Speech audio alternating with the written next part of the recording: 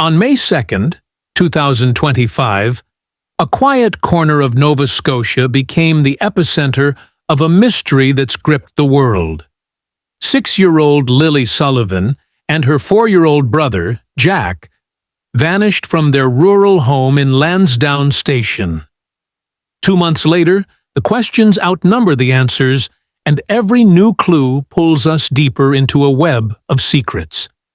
Today, we uncover a revelation so unsettling it could rewrite everything we thought we knew about this case. A single detail, whispered in the shadows, that no one dared speak aloud. Until now. Buckle up, because this is a story that will keep you guessing until the very end.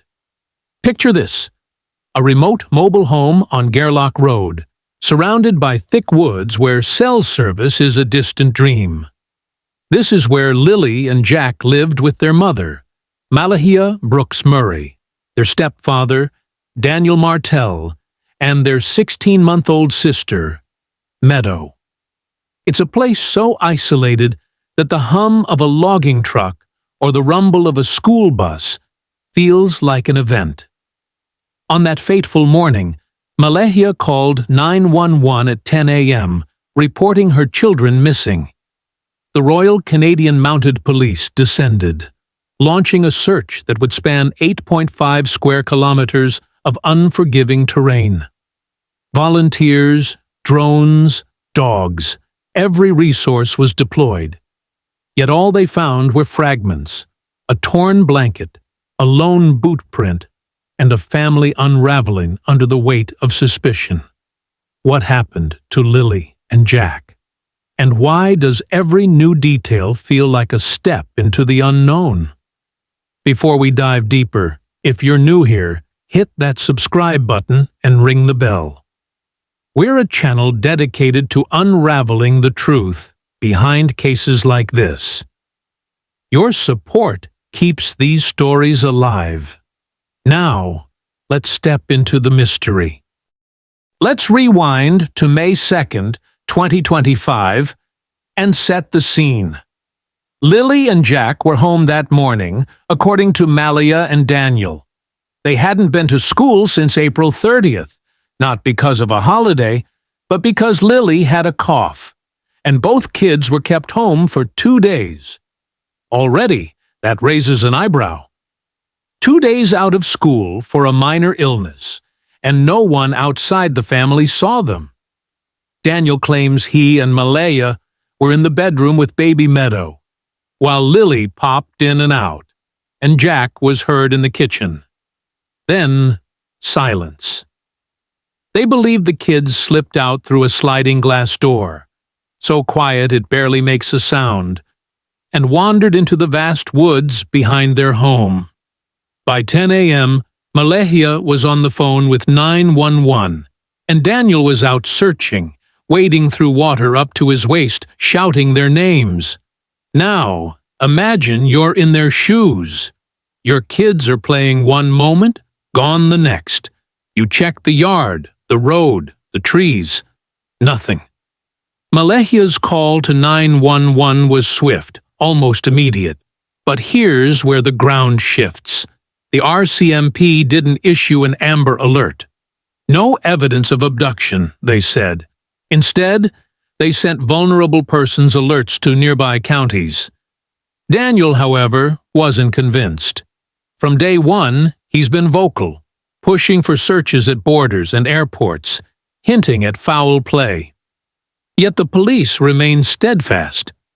This is a missing persons case, not a crime. At least, that's what they're telling us. So, what's hiding beneath the surface? The search was relentless.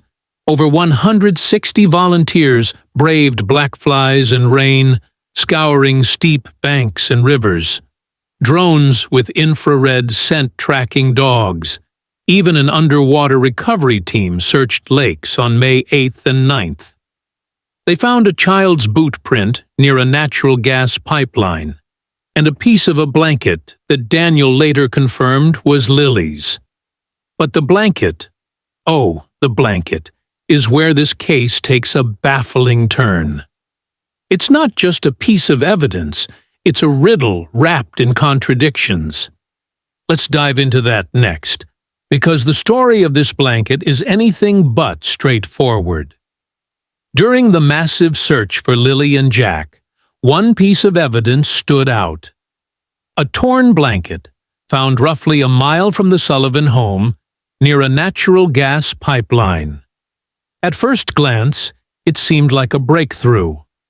Malehya confirmed to police that it was Lilly's blanket, a cherished item that should have been in the house. But here's where the story fractures. According to Haley, Malehya's half-sister, that blanket wasn't supposed to be anywhere near that pipeline. Malehya told authorities it was ripped and thrown in the garbage. So how did it end up a mile away, in a spot the RCMP had already searched? Let's break this down, because the blanket isn't just a clue. It's a controversy that's tearing this case apart. First, let's talk about Malehya's claim. She told police the blanket was discarded, no longer in use. If that's true, how did it travel a mile through dense woods to a pipeline? The wind couldn't carry it that far. Not a heavy child's blanket, not through thick brush and uneven terrain. And here's the kicker. The area where it was found had already been combed by search teams. Haley, in her audio statement shared by Hidden in the Fog, emphasized this point. The blanket wasn't there during the initial search. It appeared later, almost as if it materialized out of nowhere. Did someone place it there? Was it planted to mislead investigators? Or did it somehow escape the trash and find its way to the pipeline by chance? Now, let's add another layer. Daniel's conflicting statements. Early on, he told the media the blanket wasn't Lilly's. He was adamant, brushing it off as irrelevant.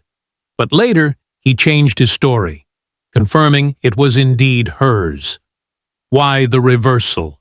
Was he mistaken at first, caught off guard by the discovery? Or was he trying to distance himself from a piece of evidence that raised too many questions? Haley's account adds fuel to the fire. She was there when the blanket was found, and she says Malehya immediately recognized it. But if it was in the garbage, as Malehya claimed, why was it photographed and treated as evidence? Did someone retrieve it from the trash? And if so, who and why? Let's consider the pipeline itself. It's not a random spot. It's a remote stretch, accessible by foot or vehicle, but not a place you'd stumble upon casually. The boot print found nearby, confirmed to be a child's, adds another twist. Was it Lilly's? Jack's? And why was it found in the same area as the blanket, in a place previously searched? The RCMP hasn't confirmed whether the boot print matches either child, but its proximity to the blanket raises chilling possibilities. Did Lilly or Jack make it to the pipeline? Or is this evidence being manipulated to throw investigators off the trail? The blanket's journey from a trash bin to a pipeline a mile away is a mystery within a mystery, and it's shaking the foundation of this case. Every detail about this blanket screams inconsistency. Malehya's claim it was discarded. Daniel's shifting story. The fact it appeared in a searched area. The boot print nearby. It's as if the blanket is trying to tell us something. But what? Was it a deliberate plant to suggest the kids were out there? Or a careless mistake by someone desperate to cover their tracks? Hold on to that thought, because the next revelation takes us even deeper into the darkness. On May 3rd, just one day after Lilly and Jack vanished, the Sullivan home became a battleground. Malehya, Daniel, and baby Meadow were there, joined by extended family members. According to Daniel, Malehya's family arrived, and accusations flew. They pointed fingers at him, alleging he was responsible for the children's disappearance. Daniel claims he was out searching, desperate, while Malehya's family acted like it was a fun family reunion with no tears. But then, something explosive happened. Malehya packed up, took Meadow, and left to stay with her mother, Cindy, in another part of Nova Scotia. She blocked Daniel on social media, cutting him off cold. Just days earlier, she'd posted on Facebook about how she couldn't live without him. What sparked this sudden fracture? Enter Haley, who claims to be Malehya's half-sister. In a raw 10-minute audio clip, likely from a TikTok livestream shared by the channel Hidden in the Fog, she dropped a bombshell that turned this case upside down. Haley was there on May 3rd, and she says the altercation wasn't just about blame. It was about alleged drug use. Picture this. Haley, her sister-in-law Cheryl, Cheryl's sister, and others are in the kitchen when they hear rustling in the bathroom. Daniel's inside, and it sounds suspicious. Cheryl knocks, asks if he's okay. Someone goes in to investigate. Why? Because they already suspected Daniel was hiding something. Haley alleges the family confronted Daniel, and the truth spilled out. He'd been using drugs, possibly meth, for 2 years. Haley's allegations are chilling. She says Cheryl broke down, admitting the family knew about Daniel's alleged drug use. Haley was furious, shouting, "If you knew, why were kids living in a home with someone like that?" It's a question that cuts deep. If Daniel was allegedly using meth for 2 years, how could Malehya not have known? They lived in a small mobile home, a confined space where secrets are hard to keep. Was Malehya aware of the alleged drug use and chose to stay? If so, why? Was it fear, financial dependence, or something more complicated? Haley's anger suggests Malehya's silence on the matter is damning.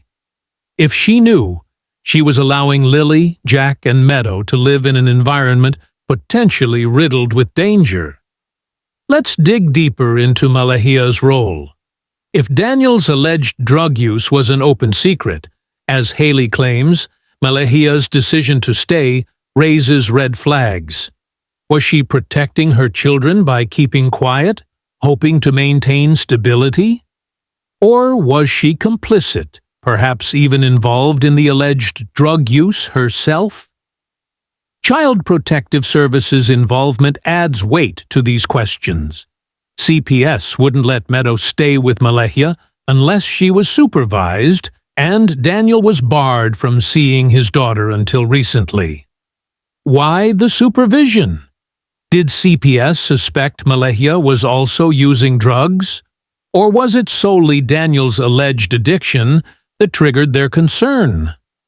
Haley's account doesn't confirm Malehya's involvement, but her sudden departure, leaving Daniel behind after that driveway altercation, suggests she was running from something. Was it guilt? Fear? Or a desperate need to protect Meadow? The alleged drug use doesn't end with Daniel. There's the question of Janie's RV, where Daniel's mother lived on the property. Haley hints at a cupboard.